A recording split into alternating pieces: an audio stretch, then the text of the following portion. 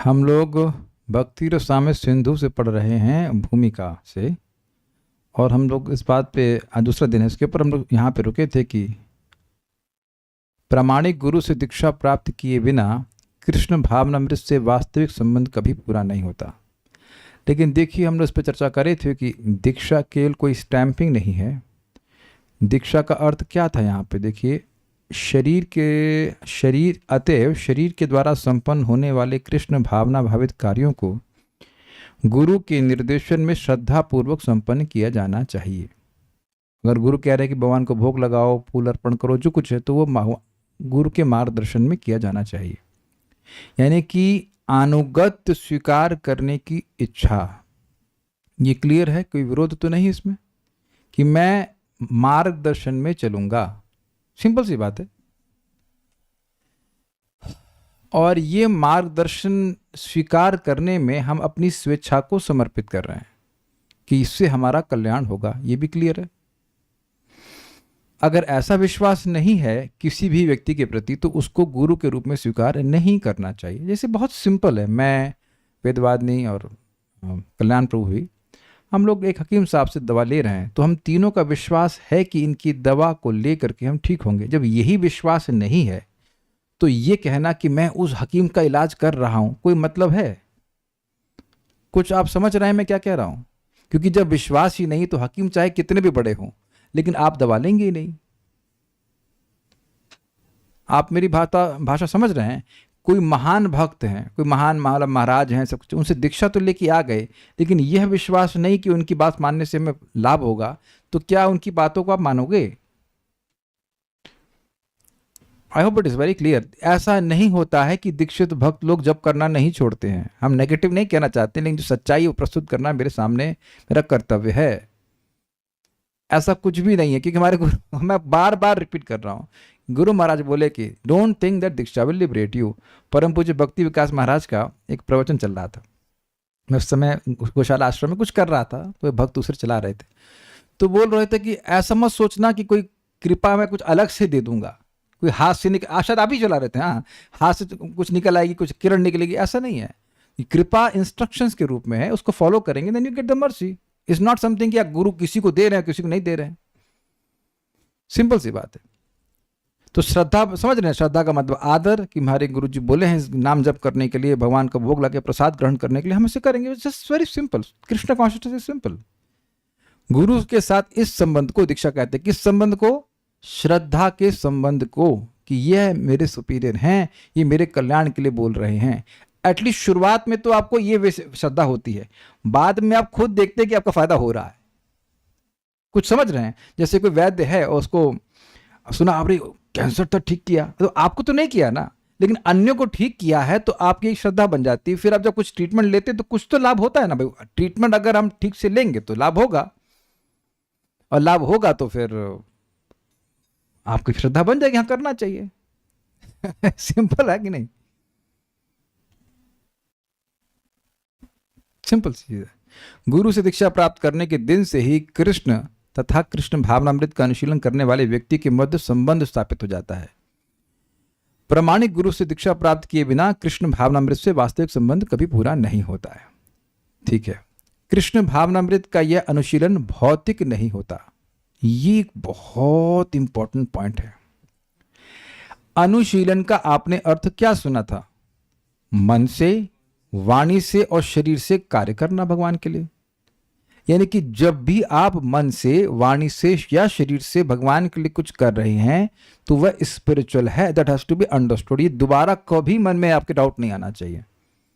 Anything you are doing for Krishna, Krishna मतलब कृष्ण, कृष्ण के भक्त, कृष्ण से, कृष्ण के स्वांश विस्तार, कुछ भी आप भगवत संबंधी कर रहे हैं तो वह स्पिरिचुअल है। Is it easy? मैं बार बार रिपीट कर रहा हूं और मरते दम तक रिपीट करता रहूंगा कि सारी ट्रेनिंग किस चीज की है? अनुशीलन की है।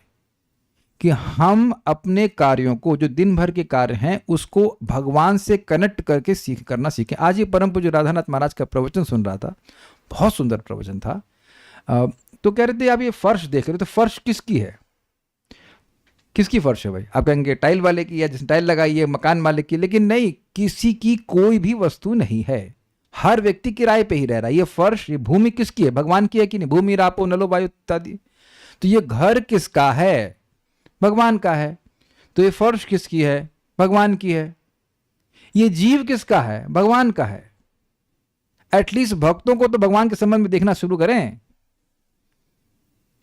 एंड और उस तरह से आप समझ रहे हैं, आप भगवान की सेवा कर रहे हैं या भक्तों की सेवा कर रहे हैं या भगवान के श्वास विस्तारों की सेवा कर रहे हैं, तुलसी जी की भी सेवा कर रहे हैं, किसी तरह से मन से, वाणी से, शरीर से आप इन तीनों में से किसी की सेवा कर रहे हैं, then you are on a spiritual platform.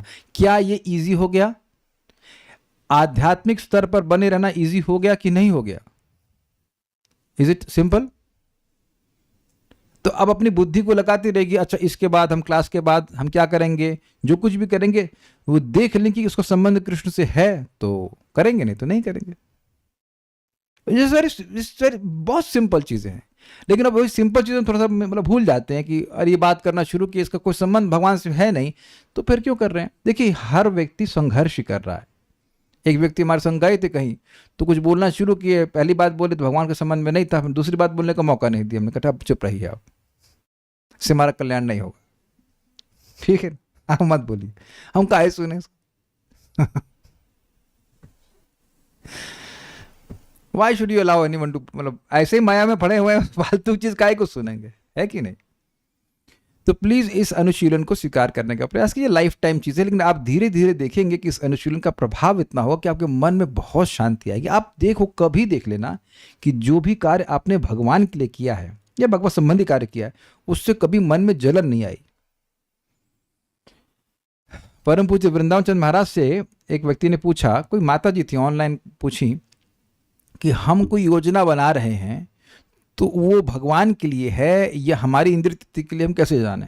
इतना बढ़िया उत्तर महाराज ने दिया। उन्होंने कहा कि देखिए, अगर आप भगवान के लिए योजना बना रहे हैं तो आपके मन में शांति आएगी, और अगर आप अपनी इंद्रिय तृप्ति के लिए योजना बना रहे हैं तो आपको हृदय में जलन महसूस होगी। स्वीकार है सभी लोगों को? This is not something not to be experienced, this is experiential.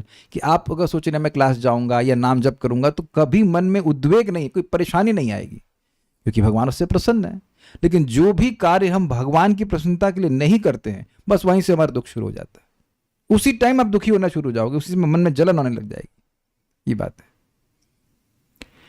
तो ये कभी भी भौतिक नहीं होता। कोई लग सकता है कि भक्त भी भौतिक कार्य कर रहे हैं, लेकिन वे कभी भौतिक नहीं होता। It is always spiritual. जिस भी चीज का, जिस भी कार्य का संबंध भगवान से है वो स्पिरिचुअल है। ये डेफिनेशन है स्पिरिचुअल की। इजी। आगे, भगवान की 3 सामान्य शक्तियां हैं, बहिरंगा शक्ति, अंतरंगा शक्ति तथा तटस्थ शक्ति। सारे जीव तटस्थ शक्ति कहलाते हैं और भौतिक जगत बाह्य शक्ति या भौतिक शक्ति का कार्य है। देखिए, इसको थोड़ा समझ लीजिए। तटस्थ शक्ति क्या होता है? तट पर जो स्थित हो उसको कहेंगे तटस्था। तो आप जानते हैं कि कोई व्यक्ति एकदम तट पर स्थित है तो उसके पास वेदवाद में कौन से 2 ऑप्शन है? बताइए, माइक पे बताइए। या तो वो पानी में जा सकता है या बाहर आ सकता है। एग्जैक्टली। उसकी स्वेच्छा है कि वह समुद्र में चला जाए या फिर वह धरती की तरफ जाए, ये उसकी स्वेच्छा है। ऐसे ही हम सब लोगों के पास हर क्षण क्या स्वेच्छा है? बताइए। या तो हम माया को चुन सकते हैं या भगवान को। और भी कुछ? बस ये है तटस्थ शक्ति की कॉन्शियसनेस की शक्ति, स्वेच्छा की शक्ति, जो उसकी ज्ञान शक्ति से प्रकट होती है। समझ ना, मैं हूं तो अब मैं माया की सेवा करूंगा या भगवान की सेवा, इसलिए उसको तटस्थ शक्ति कहते हैं। ठीक है। फिर अच्छा, एक और बात यहां पे बोल दे रहा हूं कि भक्त लोग हमें बेंत नहीं मार रहे हैं, लाठी मार के भक्ति नहीं करा रहे हैं। हम लोगों को हमारी स्वेच्छा को उपयोग करने का ज्ञान और शक्ति प्रदान कर रहे हैं। समझे? Is it sinking? जैसे वैद्य हमको लाठी मार करके दवा नहीं खिलाता है, वो कहता है भाई देखो, फॉर एग्जाम्पल मान लीजिए किसी का कफ बढ़ा हुआ है तो उसको कह देगा भाई तुम दूध के प्रोडक्ट मत खाओ, तो लाठी मार रहा है। खाली इतना बता देगा भाई देखो तुम्हारे शरीर में कफ की वजह से रोग है और ये कफ जो है वह दूध से बढ़ जाएगा। Is it simple? एक व्यक्ति को बोला गया, सच्ची घटना है, नाम नहीं बता रहा, कि देखिए आप, उनको बहुत कफ का रोग है, तो बोले कि आप ना गाय का दूध मत पीजिए। तो कहते ठीक है भैंस का पीऊँ? आप समझ गए कि उनको सुनने की कोई इच्छा नहीं थी। There was absolute disinclination to accept. तो अब उसके बाद कोई कुछ बोलेंगे, बताइए? कुछ बोलेगा? तो ऐसे लोगों को प्रीचिंग करने की कोई जरूरत नहीं है। जो व्यक्ति थोड़ा समझे कि भाई जगत में हम दुख में हैं, तो वो कुछ उसको बता सकते हैं।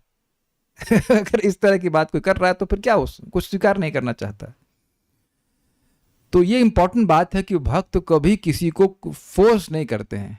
नॉलेज दी जा रही है, उसके बाद जो बुद्धिमान लोग हैं वो स्वीकार कर लेते हैं। तो ये तटस्थता की शक्ति की बात है।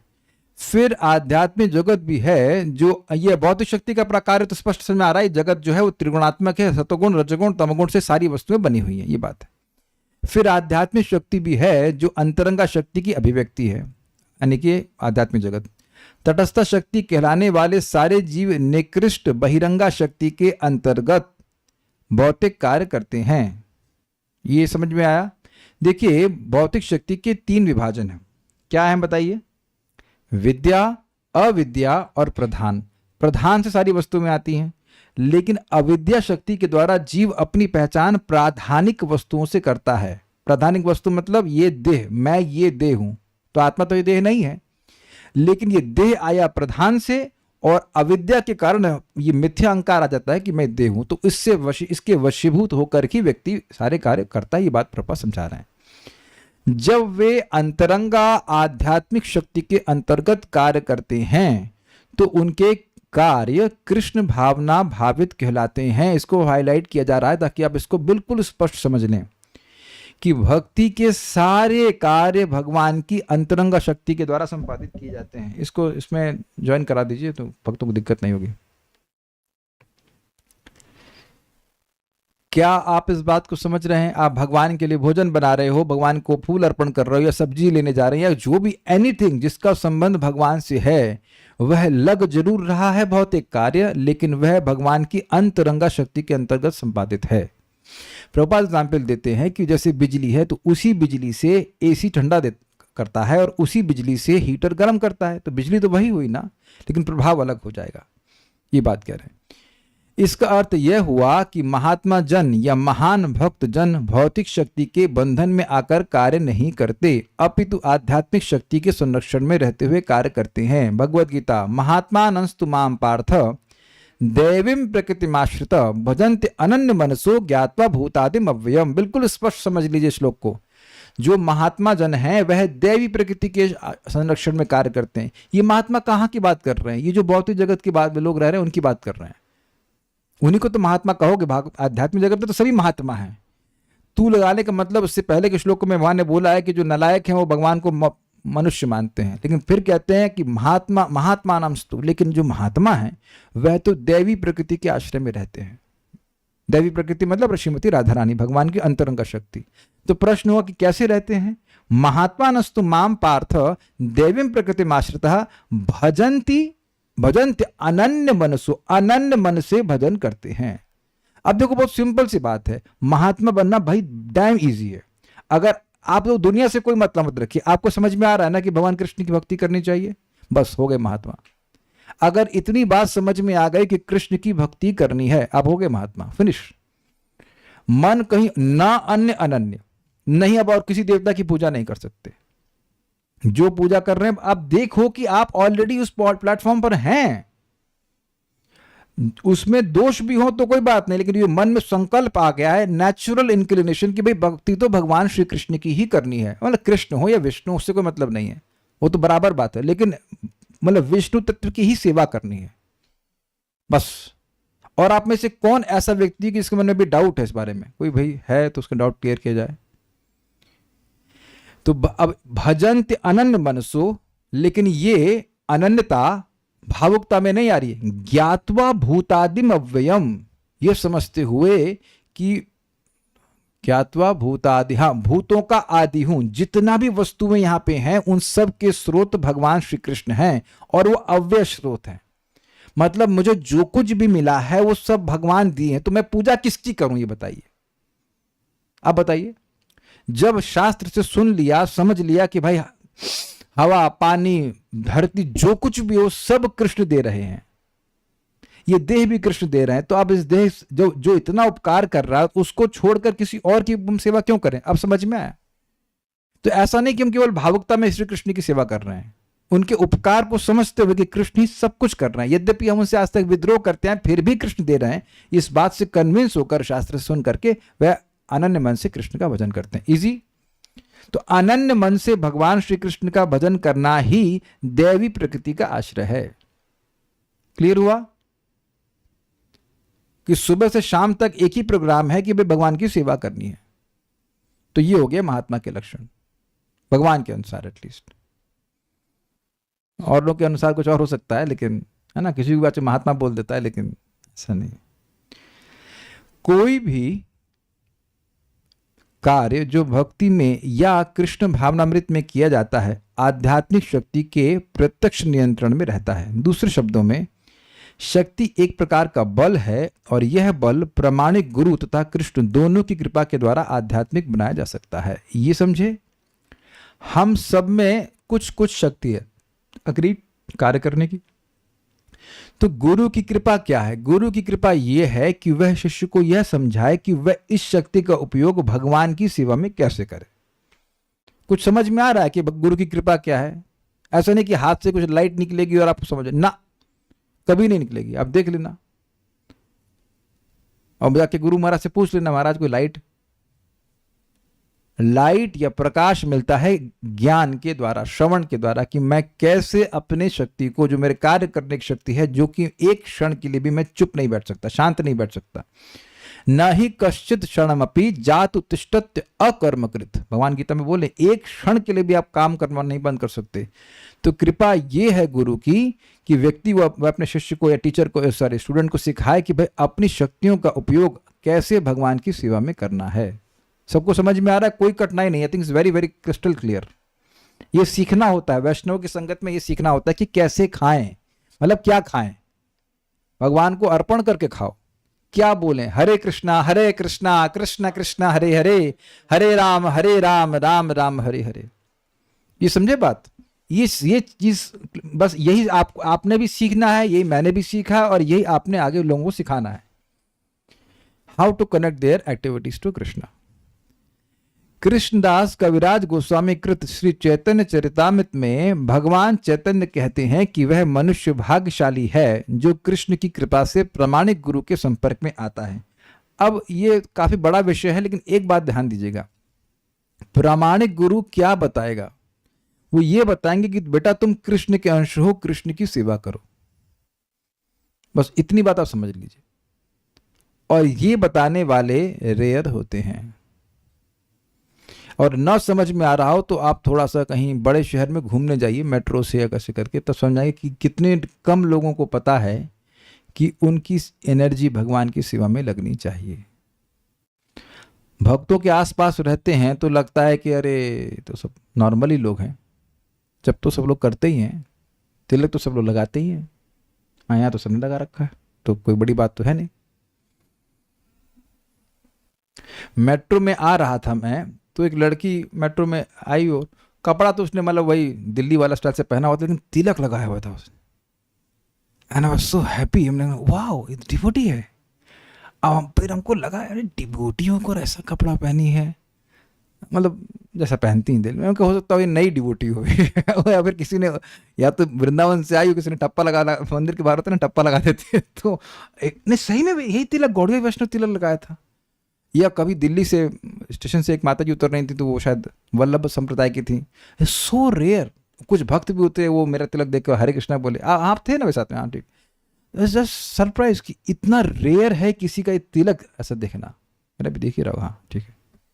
तो तिलक अगर कोई मेकअप के लिए भी तिलक लगा रहा है तो ये बहुत बड़ी बात है, पता है। अगर तिलक ला के मरेगा तो उसको यमराज नहीं छू सकता है। तो मैं खाली ये बोलना चाहता हूं कि किसी भक्त के संपर्क में आना ये नेक्स्ट टू इम्पॉसिबल है। बस लोग समझ नहीं पाते हैं और इस कारण से उसको ग्रांटेड लेते हैं कि हाँ हम तो भक्त से मिल ही रहे हैं और हम तो सुन ही रहे हैं, और तो क्या फर्क पड़ता है। फर्क पड़ता है, पता नहीं आप लोग कभी देखते हैं या सोचते हैं इस तरह से कि नहीं, कि मैं जब ट्रेन में जा रहा था तब मैं देख रहा था कितने पेड़ पौधे यहाँ पे हैं, सब में जीवात्मा है ना। अब उनको कब मनुष्य शरीर मिलेगा? कितने कीट पतंग हैं, और उस पर भी अब उनको कोई चांस है कि वो भक्तों का संग प्राप्त करेंगे? अब इतने सारे युद्ध हो रहे हैं, लोग अपने शरीर की बलि दे रहे हैं कि नहीं दे रहे हैं? उससे क्या मिल रहा है उनको? आप में से किसी को शरीर की बलि देने के लिए कहा गया है कृष्ण कॉन्शियसनेस में? सुबह उठ जाए बस, यही बहुत बड़ी बात है, यही तपस्या है। कुछ लोग कर रहे हैं कि नहीं कर रहे हैं? कुछ पैसे मिलते हैं तो, या जो भी उद्देश्य हो, देश के लिए मर जा रहे हैं, उसके लिए मर जा रहे हैं, उससे क्या भगवान की प्राप्ति होगी? मैं तो कई बार इस बात को सोचा करता हूं कि अगर हम भक्ति में नहीं आते तो मुझे कहां कहां लगा दिया गया होता। I could have been engage in any other thing except Krishna consciousness. ये बात बोलना है। जो आध्यात्मिक जीवन के विषय में गंभीर है उसे कृष्ण बुद्धि प्रदान करते हैं, जिससे कि वह प्रामाणिक गुरु के संपर्क में आकर गुरु की कृपा से कृष्ण भावनामृत में उन्नति करता है। ये क्या प्रभुपाद जी कह रहे हैं, और मैं से हाईलाइट क्यों मैंने क्यों किया? देखिए, एक प्रामाणिक भक्त के संपर्क में बहुत से लोग आते हैं, लेकिन सभी लोग भक्ति में गंभीर नहीं होते। श्रील प्रभुपाद जी इसको इसी सेक्शन में चैतन्य चरितामृत में तो समझाते हैं कि कोई प्रामाणिक भक्त हैं, उनके सभी शिष्यों को भक्ति लता बीज नहीं मिलता।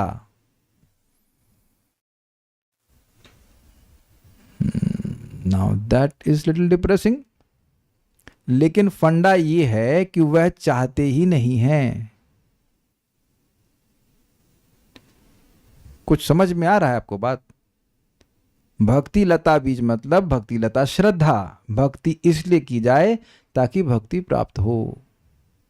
तो बहुत से लोग, ऐसा हो सकता है कि किसी भक्त से दीक्षा प्राप्त कर लें, लेकिन उनका इच्छा ही नहीं होती है भक्ति में प्रगति करने की। और जब वो, उसका प्रमाण ये है कि जब वो मिलेंगे तो भगवान की बात नहीं होगी। ये मैं अपने शब्द नहीं कह रहा हूं। परम पूज्य राधानाथ महाराज की बात प्रवचन सुन रहा था, कह रहे थे कि देखिए, हमें अपनी श्रद्धा को बचाना है। भौतिकतावादी लोग भौतिकतावादी बातें करके हमारे मन को डिस्टर्ब करते हैं, लेकिन भक्त भी ऐसा कर सकते हैं। भक्त भी ऐसा कर सकते हैं कि भौतिकतावादी बात करके हमारी जो श्रद्धा है उसको खत्म कर दें। भैया श्रद्धा है इसीलिए जिंदा है भक्ति में, नहीं तो श्रद्धा खत्म तो खत्म। मैं नाम तो नहीं रख सकता हूं, लेकिन हमारे सामने एक ऐसे केस आए हैं कि एक भक्त ने ही उस व्यक्ति की श्रद्धा खत्म कर दी। भक्त ने ही।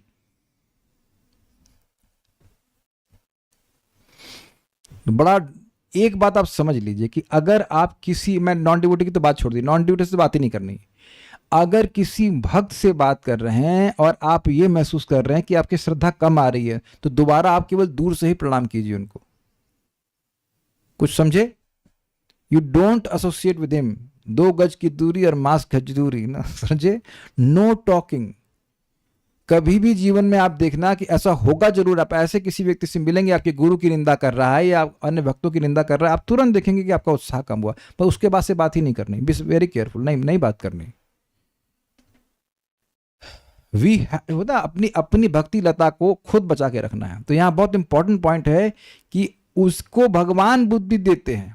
बहुत से लोग ऐसे होंगे कि हाँ, इन महाराज से दीक्षा ले लेंगे तो हम अमेरिका जाने को मिल जाएगा। मुझे बोला गया था कि एक अमुक महाराज से दीक्षा ले लीजिए, आपको अमेरिका जाने को मिल जाएगा। तो दीक्षा क्या अमेरिका जाने के लिए कर रहे हैं? क्या IIT से नहीं जा सकते थे America? And people like speak up front, openly बोल रहे हैं ऐसा।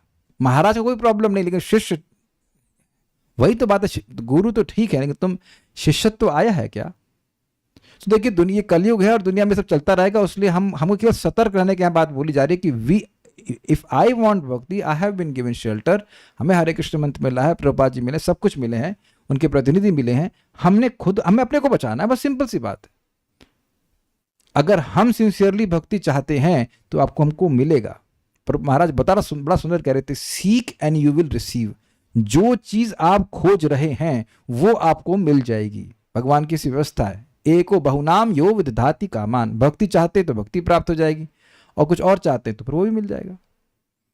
इस तरह कृष्ण भावनामृत का सारा प्रभाव क्षेत्र साक्षात आध्यात्मिक शक्ति कृष्ण तथा गुरु के अधीन है। इसे भौतिक जगत से कुछ भी लेना देना नहीं रहता। जब हम कृष्ण का नाम लेते हैं तो हमारा तात्पर्य भगवान तथा उनके अनेक अनेक विस्तारों से रहता है। वे अपने स्वांशों, अपने अंशों तथा अपने विभिन्न शक्तियों द्वारा विस्तार पाते हैं।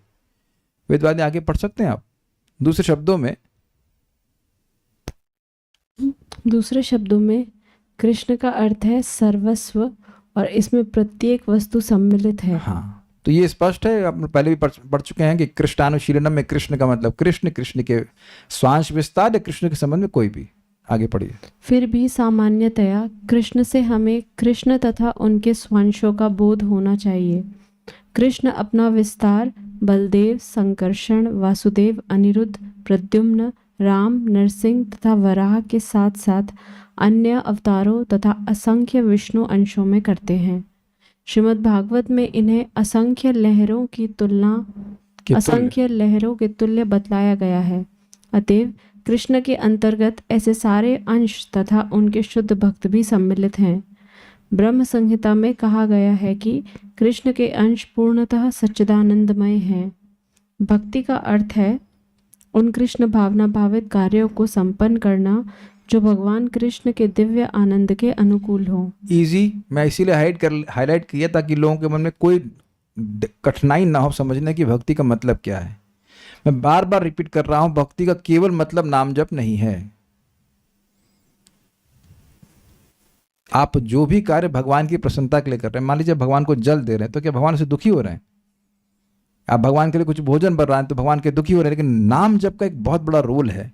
जब व्यक्ति नाम जप बड़ी सिंसियरली करता है तो उसके हृदय में भगवान की सेवा की स्प्रिया हो जाती है, to the point that you become absolutely attached to that service.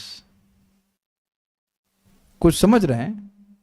बहुत से लोग यहाँ पे खाना भगवान के लिए बनाते होंगे। अगर मैं कहूं कि चलो कल से कोई व्यक्ति आएगा खाना बनाएगा, आपको नहीं बनाने को दिया जाएगा, तो आप कहें यू, बड़ा अजीब सा लगेगा। हमने ऐसी क्या गलती कर दी भाई, हम अच्छा नहीं बना रहे हैं, जो कुछ भी है। तो पॉइंट बहुत सिंपल है, भगवान को अनुकूल लगने वाले कार्यों को करना यह भक्ति है, सिंपल शब्दों में कहा जाए। यानी कि मैं फिर वही बात रिपीट कर रहा हूं, again and again we should have our whole day filled with activities for the pleasure of Lord. Simple, आगे पढ़िए। इसके विपरीत जो क्रिया श्री भगवान के दिव्य आनंद के प्रतिकूल हो उसे भक्ति नहीं माना जा सकता। उदाहरणार्थ, रावण, कंस तथा हिरण्यकशिपु जैसे महान असुर सदैव कृष्ण का चिंतन करते रहते थे, लेकिन वे उन्हें शत्रु के रूप में याद करते थे। इस प्रकार के चिंतन को भक्ति या कृष्ण भावनामृत नहीं कहा जा सकता। कभी कभी निर्विशेषवादी जन भक्ति को ठीक से न समझकर कृष्ण को उनकी साज सामग्री तथा लीलाओं से पृथक कर देते हैं। उदाहरणार्थ, भगवत गीता का प्रवचन कुरुक्षेत्र युद्ध स्थल में हुआ और निर्विशेषवादी कहते हैं कि यद्यपि कृष्ण रोचक हैं किंतु कुरुक्षेत्र का युद्ध स्थल ऐसा नहीं है। भक्तगण भी जानते हैं कि उनको भी कुरुक्षेत्र के युद्ध स्थल से कुछ लेना देना नहीं है, किंतु साथ ही वे यह भी जानते हैं कि कृष्ण का अर्थ अकेले कृष्ण नहीं है, वे सदा अपने पार्षदों एवं साज सामग्री के साथ रहते हैं। उदाहरणार्थ, यदि कोई कहे कि इस हथियारधारी आदमी को कुछ खाने को दो, तो खाने का कार्य मनुष्य के द्वारा होता है, न कि हथियारों द्वारा। इसी प्रकार कृष्ण भावनामृत में भक्त की रुचि साज सामग्री तथा कृष्ण संबंधी स्थानों यथा कुरुक्षेत्र युद्धस्थल में हो सकती है, किंतु उसे ऐसी वैसी किसी भी युद्ध भूमि से कुछ भी लगाव नहीं रहता। उसको तो कृष्ण से, उनकी वाणी, उनके उपदेश आदि से लगाव रहता है। युद्ध क्षेत्र की इतनी महत्ता कृष्ण के कारण ही है। तो बात प्रपात पे सिंपल कह रहे हैं, निर्बंध कृष्ण संबंध युक्त वैराग्य मुच्यते। उसी बात को समझा रहे हैं कि देखिए, शुद्ध भक्ति का मतलब है कि कृष्ण और कृष्ण से संबंधित जो भी वस्तु है उसमें उसके प्रति भक्त की आसक्ति होती है। सिंपल है, जैसे कि एक माँ अपने बच्चे की सैंडल भी संभाल के रखती है, अपने बच्चे की फोटो भी संभाल के रखती है। तो देखा जाए तो फोटो अपने उस बच्चे से अलग है, लेकिन दूसरी दृष्टि से देखें तो उसका संबंध बच्चे से है, और क्योंकि बच्चे से प्रेम है इसलिए वह उसको संभाल के रखती है। सिंपल है। कृष्ण भावनामृत को समझने का यही सार है। इसे समझे बिना मनुष्य यह समझने में भ्रांति का शिकार हो सकता है कि भक्तगण कुरुक्षेत्र के युद्धस्थल में रुचि क्यों लेते हैं। जैसे फॉर एग्जाम्पल, भक्त लोग ये गीता बेचने में क्यों रुचि रखते हैं। कई बार आप देखिए, गीता वितरण करने जाइए तो लोग कहेंगे तुम बेच क्यों रहे हो, मुझसे पूछे क्या तो फिर क्या करें, इसका पकौड़ा बनाए ना, what I am suppose to do. तो वो ये नहीं समझ पा रहे हैं कि गीता बेचने का उद्देश्य क्या है। गीता बेचने का उद्देश्य ताकि भगवत गीता का ज्ञान इस व्यक्ति के पास पहुंचे और उससे इससे भगवान प्रसन्न होते हैं। ये बात वो नहीं समझ पाते। ठीक है, जो व्यक्ति कृष्ण में रुचि रखता है वह उनके विभिन्न कार्यकलापों तथा लीलाओं में भी रुचि लेने लगता है। भक्ति रसामृत सिंधु में श्रील रूप गोस्वामी के अनुसार शुद्ध भक्त की परिभाषा को इस प्रकार सार रूप में दिया जा सकता है, उसकी सेवा अनुकूल होती है और सदैव कृष्ण से संबंधित रहती है। ऐसे कृष्ण भावना भावित कार्यों की शुद्धता बनाए रखने के लिए मनुष्य को समस्त भौतिक आकांक्षाओं तथा दार्शनिक चिंतन या मनोधर्म से मुक्त होना चाहिए। इसका क्या मतलब है? स्वर्ग आदि की प्राप्ति, जगत में कुछ लाभ, ये सब छोड़ना और उसके बाद मोक्ष की इच्छा को भी नहीं रखना चाहिए। भगवान की सेवा के अतिरिक्त कोई भी आकांक्षा भौतिक आकांक्षा कहलाती है। और दार्शनिक चिंतन यानी मनोधर्म का अर्थ है ऐसा चिंतन जो अंततः शून्यवाद या निर्विशेषवाद तक पहुंचे। थोड़ा ये समझ लीजिए ये क्या शब्द है। शून्यवादी धारणा का मतलब ये है कि व्यक्ति अब मरने के बाद, मतलब मुक्त होने के बाद कुछ नहीं है, शून्य, जीरो।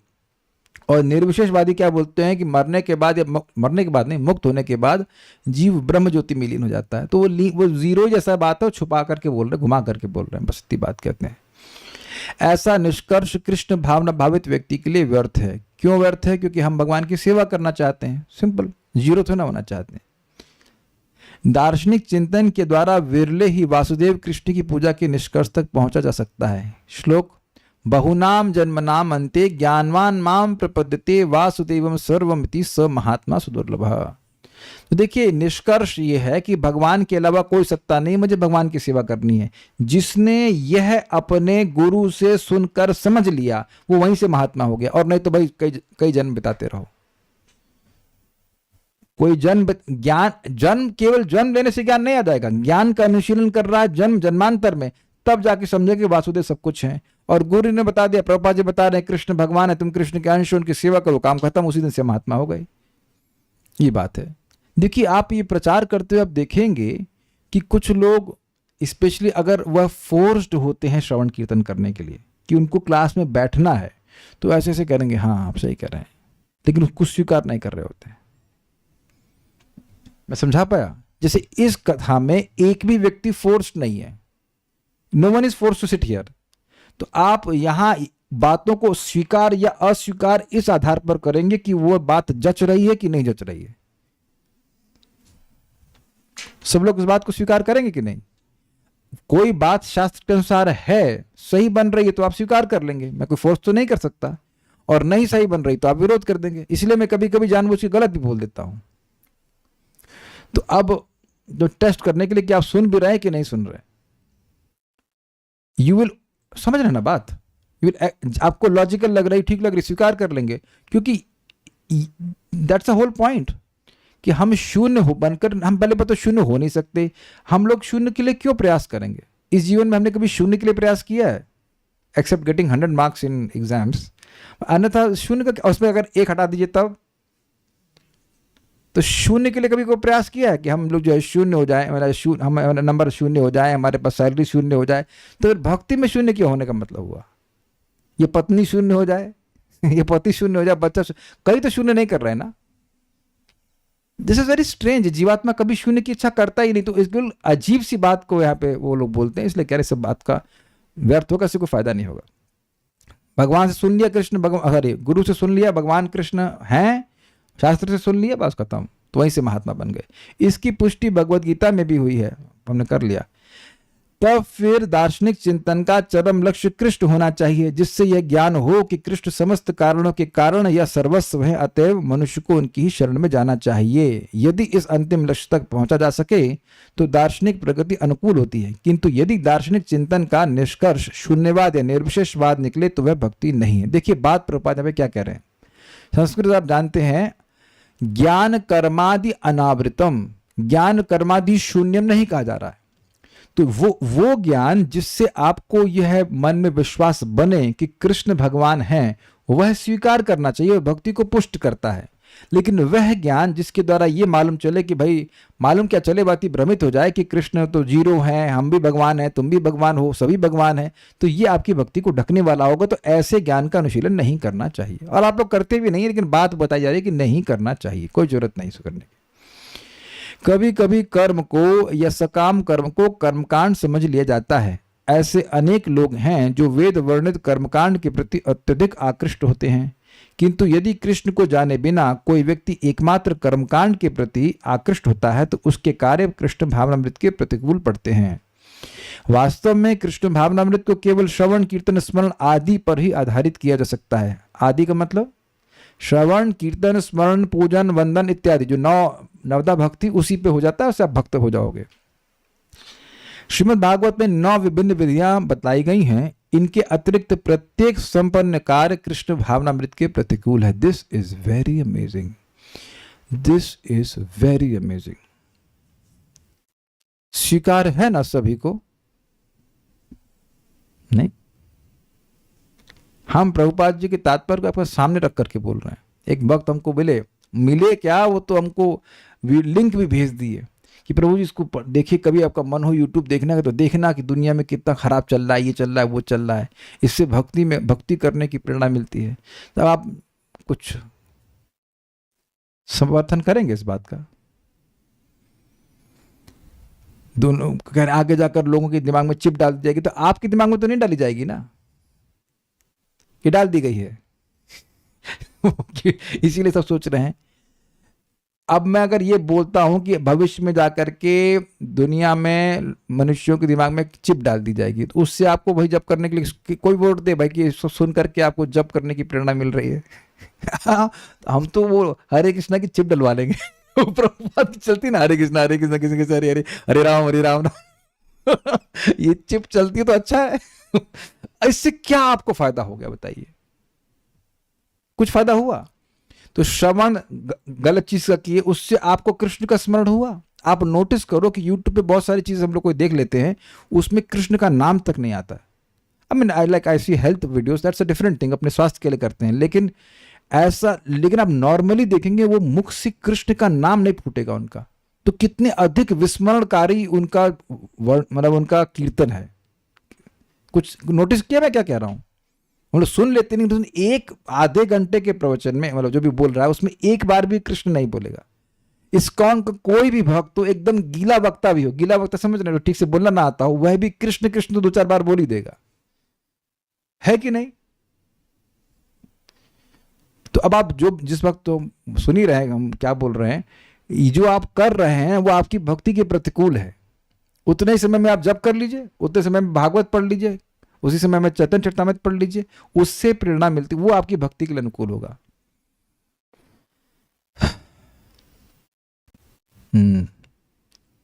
तो यानी कि ये जो नवदा भक्ति है ये आपके शरीर, मन और वाणी तीनों को कवर कर लेगी। उसके अलावा और क्या एंगेज करेंगे आप फिर?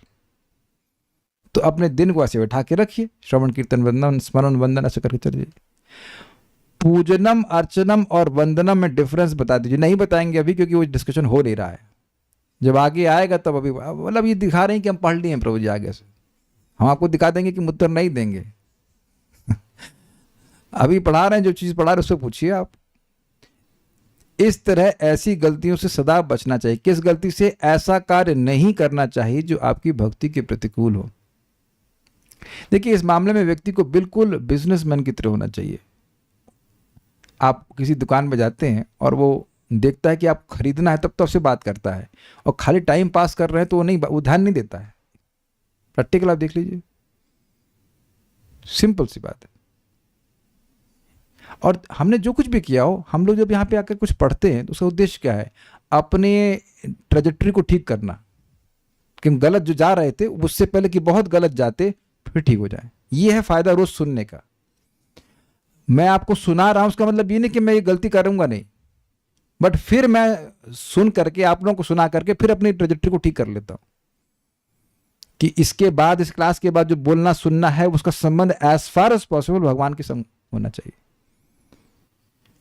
कई बार हमें बड़ा क्रोध आता है। एक भक्त भी हमको कल ही तो आए थे ना, आप कब मिल सकते हैं? हमने कहा मिलते तो हैं क्लास में, आपको क्लास का टाइमिंग नहीं पता है। और फिर मेरे संग एक बहुत बड़ा कठिनाई है कि जैसे क्लास समाप्त होगी, मेरे पास यहाँ पे जो भक्त हैं उनसे भी और किसी से बात करने के लिए कुछ भी नहीं है। क्या बात करेंगे बताइए? हमको बहुत दुख होता है कि आज तक वो इस बात को नहीं समझ पाए कि मैं कब मिलना चाहता हूं और कब नहीं मिलना चाहता। तो भक्त लोग सब साथ में आते हैं भगवान के बारे में बात करने के लिए, अपनी भक्ति को पुष्ट करने के लिए। बाकी तो जो बात आप करोगे वो मेरे भी नुकसान की होगी और मैं भी शायद आपके नुकसान की ही बात करूंगा। Is it sinking in? Srila Rupa Goswami ने भक्ति की इस परिभाषा में ज्ञान कर्मादि का भी उल्लेख किया है। कर्मादि में वे कार्य आते हैं जो शुद्ध भक्ति को प्राप्त करने में सहायक नहीं बनते हैं। तथाकथित त्याग के अनेक रूप भी कृष्ण की भक्ति के लिए अनुकूल नहीं होते। जैसे मैं ये लैपटॉप को त्याग दूं तो हो गया प्रचार ना? या कोई कहे कि अरे हम संन्यास ले लिए हैं और हम अब गाड़ी का उपयोग नहीं करेंगे, तो गाड़ी का उपयोग नहीं करेंगे तो प्रीचिंग के लिए कैसे जाएंगे आप? तो कभी कभी लोग सोचते हैं, या फिर वो अपने बाल उखाड़ते हैं कुछ सन्यासी तुम बाल उखाड़ो तो तुम उससे भक्ति का क्या प्रयोजन है? एक बात सिंपल है, चीजें स्वीकार कर लीजिए, आपकी भक्ति के लिए अच्छा है, भक्ति के लिए अच्छा है नहीं तो छोड़ दीजिए, सिंपल है। उसके अलावा जो भी कुछ संन्यास कुछ चीज को हम त्याग रहे हैं उस एब्सोल्यूट से कुछ फायदा नहीं होने वाला, बेवकूफी की बात है। मैं कहूँ मैं चश्मा नहीं लगाऊंगा, तब पढ़ेंगे कैसे?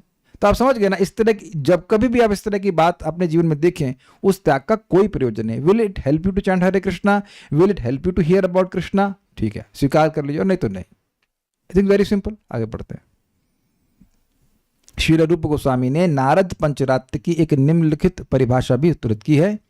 मनुष्य को समस्त उपाधियों से मुक्त होना चाहिए और कृष्ण भावनामृत द्वारा समस्त भौतिक कलमश से शुद्ध हो जाना चाहिए।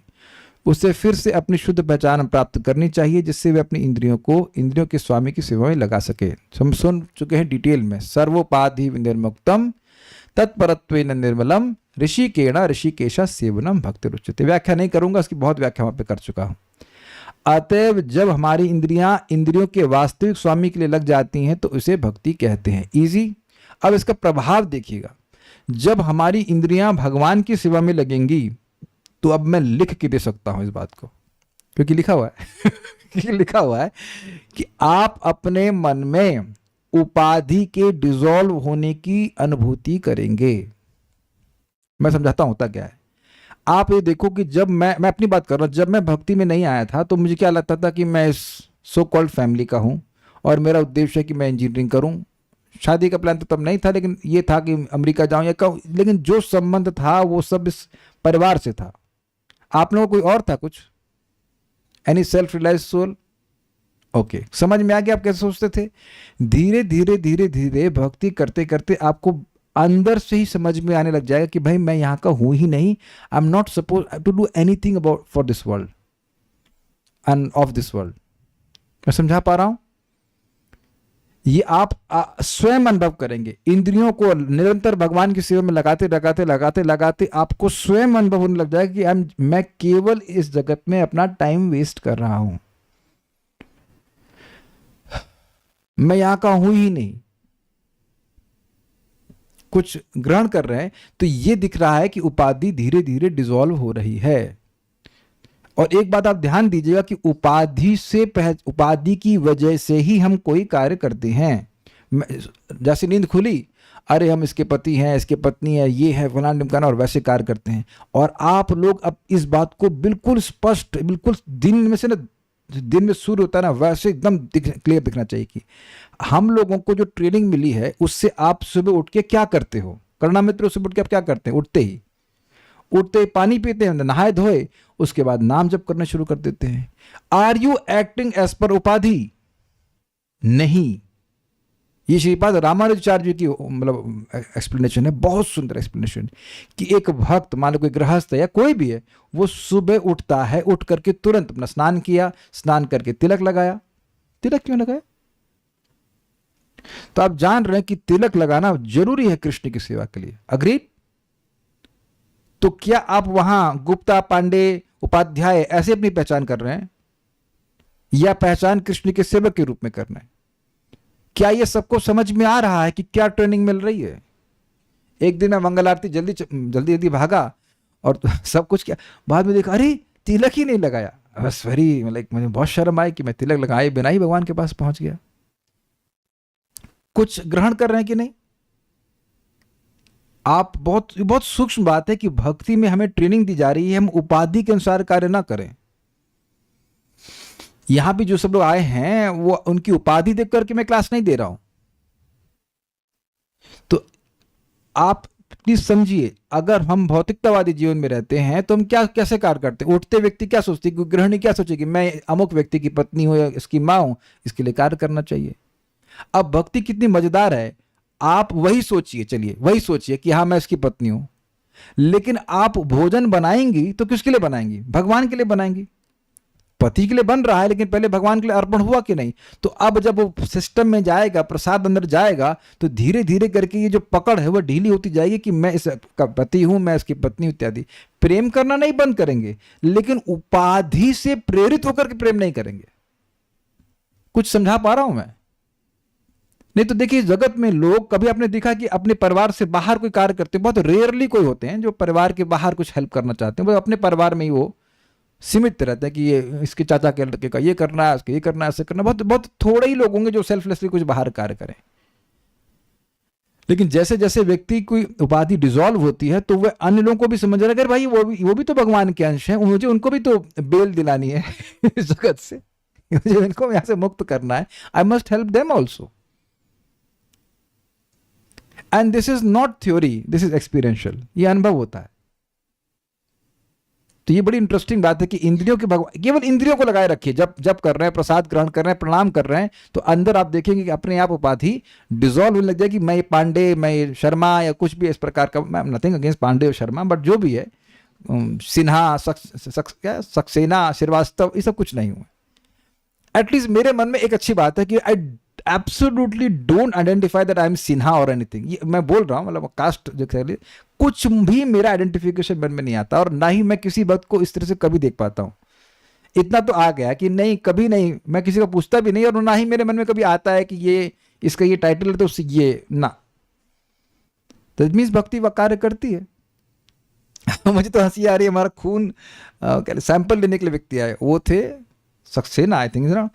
तो क्योंकि वो मैं उसने शोभित सिन्हा लिख दिया, करीमी नाम सिन्हा, इतना को अरे आप भी कायस्थ हैं, तो तुरंत डिस्काउंट लगा। यार तेरा भाई तो ना हूं मैं, मतलब मैं बोला नहीं उसको, केवल इतना देख ले कि कायस्थ हैं तो इतना प्रेम हो गया।